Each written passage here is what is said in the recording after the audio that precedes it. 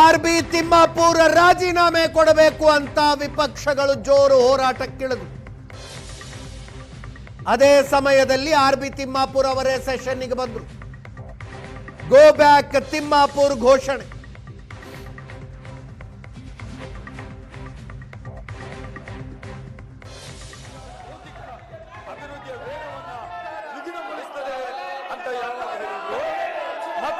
ಸರ್ಕಾರ ಅದಕ್ಕೆ ಕಂಕಣಬದ್ಧವಾಗಿದೆ ಅಂತ ಹೇಳಿದ್ರು.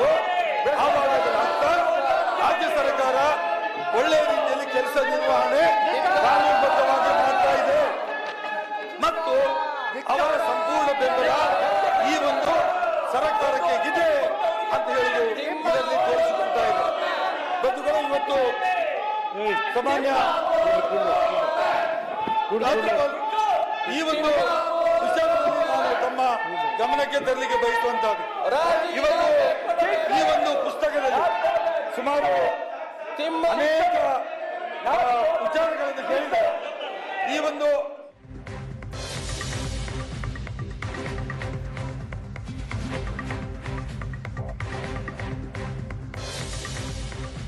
ಮದ್ಯ ಮಾರಾಟಗಾರರ ಸಂಘದ ಅಧ್ಯಕ್ಷ ಗುರುಸ್ವಾಮಿ ಹೇಳಿಕೆ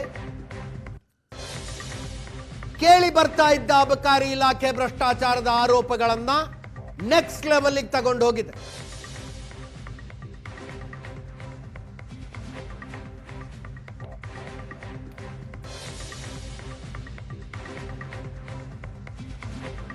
ಮದ್ಯ ಮಾರಾಟಗಾರರ ಸಂಘದ ಅಧ್ಯಕ್ಷ ಗುರುಸ್ವಾಮಿ ಮೇಲ್ಮಟ್ಟದಿಂದ ಹಿಡಿದು ಪಿಯೋನ್ ತನಕ ಪ್ರತಿಯೊಬ್ಬರಿಗೂ ದುಡ್ಡು ಕೊಡಬೇಕು,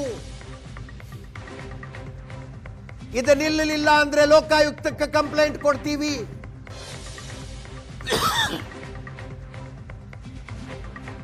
ರಾಜ್ಯಪಾಲರಿಗೂ ಕಂಪ್ಲೇಂಟ್ ಕೊಡ್ತೀವಿ, ರಾಹುಲ್ ಗಾಂಧಿ ತನಕ ದೂರು ತಗೊಂಡು ಹೋಗ್ತೀವಿ ಅಂದಿದ್ದಾರೆ.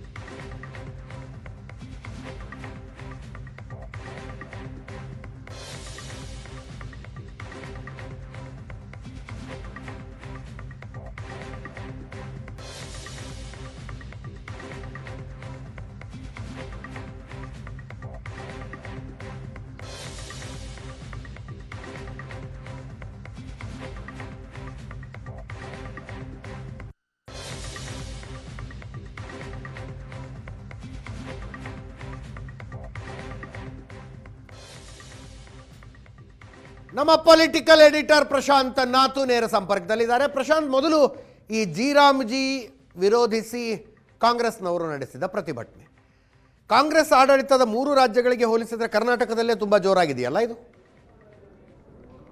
ಅದೇ ನೋಡಿ, ಕರ್ನಾಟಕದಲ್ಲಿ ನನಗನ್ಸುತ್ತೆ 2 ಕಾರಣಗಳಿಂದ ಈ ಪ್ರತಿಭಟನೆ ಸಾಕಷ್ಟು. ಈಗ ನೀವು ಹಿಮಾಚಲ್ ಪ್ರದೇಶದಲ್ಲಿ ಇದು ನಗಣ್ಯ, ಹಿಮಾಚಲದಲ್ಲಿ ಏನಾಗುತ್ತೆ ಅಂತಕ್ಕಂಥದ್ರ ಬಗ್ಗೆ ದೇಶದ ಗಮನ ಇರಲ್ಲ. ತೆಲಂಗಾಣದಲ್ಲೂ ಕೂಡ ಈ ಪ್ರತಿಭಟನೆ ಜಾಸ್ತಿ ಒಂದು ರೀತಿಯಾಗಿರ್ತಕ್ಕಂಥ ಪೀಕ್ಗೆ ತೆಗೆದುಕೊಂಡು ಹೋಗುವ ಪ್ರಯತ್ನವನ್ನು ರೇವಂತ್ ರೆಡ್ಡಿ ಮಾಡಲಿಲ್ಲ. ಆದರೆ ಕರ್ನಾಟಕದಲ್ಲಿ ಮೊದಲ ಕಾರಣ ಅನಿಸ್ತಕ್ಕಂಥದ್ದು ಕಾಂಗ್ರೆಸ್ನ ಆಂತರಿಕ ಜಗಳದ ಕಾರಣದಿಂದ ಈ ಪ್ರತಿಭಟನೆಯನ್ನು ಪೀಕ್ಗೆ ತೆಗೆದುಕೊಂಡು ಹೋದರೆ 2 ಲಾಭಗಳು ನಿಶ್ಚಿತವಾಗಿ ಕಾಣುತ್ತೆ. ಮೊದಲನೇ ಲಾಭ ಡಿ.ಕೆ. ಶಿವಕುಮಾರರನ್ನು ಆಫ್ ಟ್ರ್ಯಾಕ್ ಇಡತಕ್ಕಂಥ ಪ್ರಯತ್ನ. ಈಗ ಜಿಯ ಇಡೀ ಒಂದು ಅಧಿವೇಶನವನ್ನು ಕರೀತಕ್ಕಂಥ ಸಂದರ್ಭದಲ್ಲೇ ಡಿ.ಕೆ. ಶಿವಕುಮಾರ್ ರಾಜ್ಯಪಾಲರ ಭಾಷಣದ ಸಂದರ್ಭದಲ್ಲಿ ಡ್ಯಾವೋಸ್ನಲ್ಲಿದ್ದರು, ಸ್ವಿಟ್ಜರ್ಲ್ಯಾಂಡ್ನಲ್ಲಿದ್ದರು. ಒಂದು. ಎರಡನೇದು, ಜನವರಿ ಕೊನೆಯ ವಾರದಲ್ಲಿ ಯಾವತ್ತೂ ಅಧಿವೇಶನ ನಡೆಯಲ್ಲ. ಈ ವರ್ಷ ಯಾಕೆ ನಡೀತಾ ಇದೆ ಅಂತಂದರೆ, ಡಿ.ಕೆ. ಶಿವಕುಮಾರ್ ಮತ್ತು ಡಿ.ಕೆ. ಶಿವಕುಮಾರ್ ಬಣದ ಶಾಸಕರು ಒಂದು ವೇಳೆ ನಾಯಕತ್ವ ಬದಲಾವಣೆಯ ಕೂಗನ್ನು ಎಬ್ಬಿಸಿದ್ರೆ ಅನ್ನುವ ಕಾರಣಕ್ಕೋಸ್ಕರ ಈ ಒಂದು ಅಧಿವೇಶನವನ್ನು ಜನವರಿ ಅಂತ್ಯದಲ್ಲಿ ಕರೀಲಾಯಿತು ಅಂತಕ್ಕಂಥದ್ದು ಸ್ಪಷ್ಟ. ಮತ್ತು ಮಾಧ್ಯಮಗಳು ಕೂಡ ಜಿಯನ್ನು ಬರದೇ ಹೋಗಿದ್ರೆ ನಾಯಕತ್ವ ಬದಲಾವಣೆಯ ಬಗ್ಗೆ ನಾವು ಕೂಡ ದಿನವೂ ಚರ್ಚೆ ಮಾಡ್ತಾ ಇದ್ವಿ. ಅದನ್ನು ಆಫ್ ಟ್ರ್ಯಾಕ್ನ ಇಡುವುದಕ್ಕೋಸ್ಕರ ಅಂತಕ್ಕಂಥದ್ದು ಮೊದಲಿಗೆ ಅನಿಸುತ್ತೆ. ಎರಡನೇದು, ನಿಶ್ಚಿತವಾಗಿ ಕಾಂಗ್ರೆಸ್ ಹೈಕಮಾಂಡನ್ನು ಒಂದು ರೀತಿಯಾಗಿರ್ತಕ್ಕಂಥ, ಯಾಕಂದರೆ ಇಡೀ ಮನರೇಗಾ ಯೋಜನೆ ಏನಿದೆ, ಮಹಾತ್ಮ ಗಾಂಧಿ ನರೇಗಾ ಯೋಜನೆ, ಇದು ನ್ಯಾಷನಲ್ ಅಡ್ವೈಸರಿ ಕೌನ್ಸಿಲ್ ಏನು ಸೋನಿಯಾ ಗಾಂಧಿ ಅಧ್ಯಕ್ಷತೆಯಲ್ಲಿತ್ತು, ಅದರ ಒಂದು ಕನಸಿನ ಕೂಸು. ಆ ಕಾರಣದಿಂದ ಸೋನಿಯಾ ಗಾಂಧಿ ಅವರು ಕೂಡ ನರೇಗಾ ಯೋಜನೆಯನ್ನು ಅಂದರೆ ಅದರ ಹೆಸರನ್ನು ಬದಲಾಯಿಸಿದಾಗ, ಅದರ ಸ್ವರೂಪವನ್ನು ಬದಲಾಯಿಸಿದಾಗ ಕಾಂಗ್ರೆಸ್ನ ಶೀರ್ಷ ನಾಯಕತ್ವ ಏನಿದೆ, ಗಾಂಧಿ ಕುಟುಂಬ ಏನಿದೆ, ಅದು ತೀವ್ರವಾಗಿ ವಿರೋಧವನ್ನು ವ್ಯಕ್ತಪಡಿಸ್ತು. ಆ ಕಾರಣಕ್ಕೋಸ್ಕರ ಈಗ ಆ ಹೋರಾಟವನ್ನು ಕೈಗೆತ್ತಿಕೊಂಡ್ರೆ ಇಡೀ ದೇಶದಲ್ಲಿ ಎಲ್ಲೂ ಕೂಡ ಈ ಹೋರಾಟ ನಡೆಯದೇ ಇದ್ದಾಗ ಕರ್ನಾಟಕದಲ್ಲಿ ನಡೀತಾ ಇದೆ ಅಂತಕ್ಕಂಥದ್ದು ನಿಶ್ಚಿತವಾಗಿ ಗಾಂಧಿ ಕುಟುಂಬವನ್ನು ಕೂಡ ತೃಪ್ತಿಪಡಿಸುತ್ತೆ ಅಂತಕ್ಕಂಥದ್ದು ಸ್ಪಷ್ಟ. Nothing wrong in that. ಈಗ BJP-ಯವರು ಕೂಡ ನರೇಂದ್ರ ಮೋದಿ ಮತ್ತು ಅಮಿತ್ ಶಾ ಅವರನ್ನು ಖುಷಿಪಡಿಸ್ಲಿಕ್ಕೆ ಏನೇನು ಮಾಡ್ತಾರೋ ಆ ಎಲ್ಲ ಪ್ರಯತ್ನವನ್ನು ಇಲ್ಲಿನ ಕಾಂಗ್ರೆಸ್ ನಾಯಕರು ಗಾಂಧಿ ಕುಟುಂಬವನ್ನು ತೃಪ್ತಿಪಡಿಸ್ತಕ್ಕಂಥ ಪ್ರಯತ್ನದ ಭಾಗವಾಗಿ ಈ ಹೋರಾಟವನ್ನು ಸ್ವಲ್ಪ ಜಾಸ್ತಿ ಅದರ ಡೆಸಿಬಲ್ ಲೆವೆಲನ್ನು ಏರಿಸಿದ್ದಾರೆ ಅಂತಕ್ಕಂಥದ್ದು ಸ್ಪಷ್ಟವಾಗಿ ಕಾಣ್ತಾ ಇದೆ. ಯಾಕೆ ಹೀಗಾಗ್ತಿದೆ ಅಂತಕ್ಕಂಥದ್ದು ಕೂಡ ನಾನು ಹೇಳಿದೆ, ಕಾಂಗ್ರೆಸ್ನ ಆಂತರಿಕ ಜಗಳ ಅದಕ್ಕೆ ಪ್ರಮುಖವಾಗಿರ್ತಕ್ಕಂಥ ಕಾರಣ.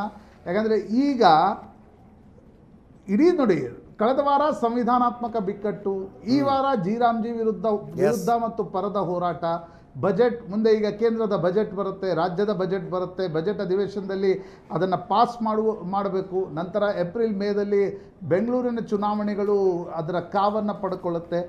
ನನಗನ್ಸುತ್ತೆ ಹಂತ ಹಂತವಾಗಿ ನಿಮಗೆ ಫೆಬ್ರವರಿ 10 ಜಾತಿ ಗಣತಿಯ 2ನೇ ವರದಿ ಬರಬಹುದು ಅಂತಕ್ಕಂಥದ್ದನ್ನು ಶಿವರಾಜ್ ತಂಗಡಿಗೆ ಹೇಳ್ತಿದ್ದಾರೆ.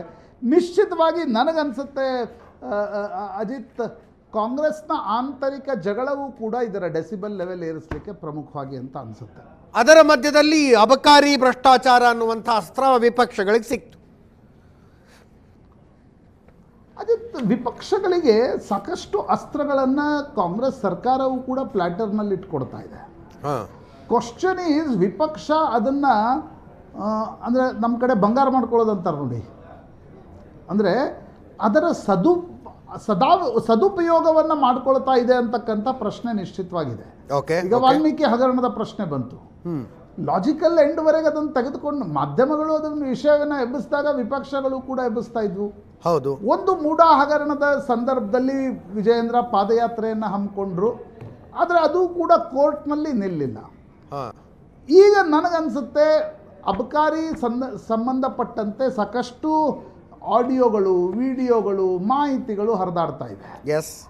ಆದರೆ ಅಂತಿಮವಾಗಿ RB ತಿಮ್ಮಾಪುರ್ ವಿರುದ್ಧ ಏನು ಕ್ರಮ ಆಗತ್ತೆ ಅಂತಕ್ಕಂಥದ್ದು ಕೂಡ ನೋಡಬೇಕು. ಅದೇ ಇತ್ತೀಚಿನ ದಿನಗಳಲ್ಲಿ ನಾನು ನೋಡಿದ ಪ್ರಕಾರ ಕಳೆದ 7-8 ವರ್ಷಗಳಲ್ಲಿ ಭ್ರಷ್ಟಾಚಾರದ ವಿಷಯದಲ್ಲಿ ಕ್ವಿಡ್ ಪ್ರೋಕೋ ಇದ್ದರೂ, ಈಗ ನಿಮ್ಗೆ ವಾಲ್ಮೀಕಿಯಲ್ಲಿ ಎಲ್ಲವೂ ಇತ್ತಲ್ರಿ, ಹಣ ಎಲ್ಲಿ ಹೋಗಿದೆ ಅಂತಕ್ಕಂಥದ್ದೇ ಗೊತ್ತಿರಲಿಲ್ಲ, ನಾವು ತರ್ತೀವಿ ಖಜಾನೆಗೆ ಅಂತಿದ್ರು ಸರ್ಕಾರ. ಹೌದು, ಅಂದರೆ ಎರಡೂ ಪಾರ್ಟಿಗಳು, ಪಕ್ಷ ಮತ್ತು ವಿಪಕ್ಷಗಳು ಇಷ್ಟು ಭ್ರಷ್ಟ ವ್ಯವಸ್ಥೆಯನ್ನು ತಂದುಬಿಟ್ಟಿವೆ. ಯಾರು ತಂದರೂ ಇನ್ನೊಬ್ಬರ ವಿರುದ್ಧ ಆರೋಪ ಮಾಡಿ ಅದನ್ನು ಪಕ್ಕದಲ್ಲಿರಿಸ್ತಕ್ಕಂಥ ಪ್ರಯತ್ನವನ್ನು ಮಾಡ್ತಾರೆ ಅಂತ ಅನಿಸುತ್ತೆ.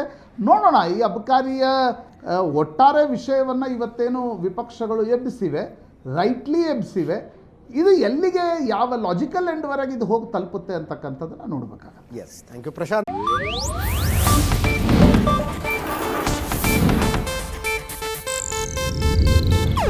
ಇದು ಏಷ್ಯಾನೆಟ್ ನ್ಯೂಸ್ ನೆಟ್ವರ್ಕ್ ಪ್ರಸ್ತುತಿ.